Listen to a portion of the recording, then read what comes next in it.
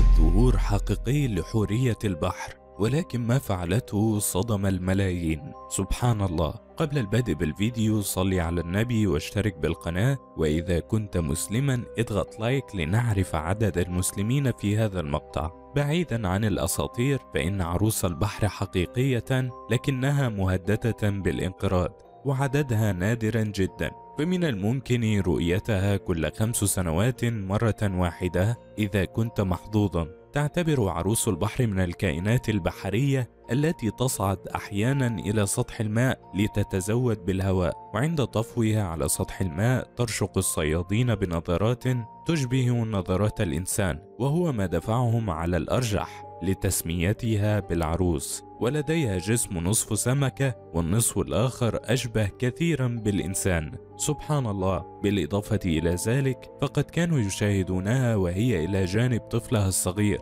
تضمه كما يفعل الإنسان، وإن لها ذقنا وملامح وجها تشبه كثيرا ملامح وجه الإنسان، وهو ما جعلهم يطلقون عليها هذا الاسم. ويبلغ متوسط طول عروس البحر من 3 إلى 3.5 أمتار، ونادرا ما تبلغ 4 أمتار، حيث تمت مشاهدة عروس البحر بهذا الطول مرة واحدة في مياه الهند. سبحان الله. ويمكن لعروس البحر أن تصل إلى 500 كيلو جرام، ولها ذيل قوي ويدان تساعدانها على السباحة والخروج إلى سطح الماء، ولها فم مزود بمصفاة يساعد على التخلص من العوالق أثناء تناولها العشب.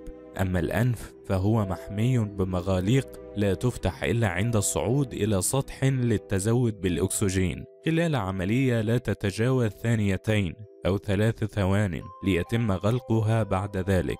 شاهد بالفيديو ظهورا نادرا جدا لشخص كان يسبح بجانب قاربه وظهرت له فجأة حورية البحر. Let's get out of here quick.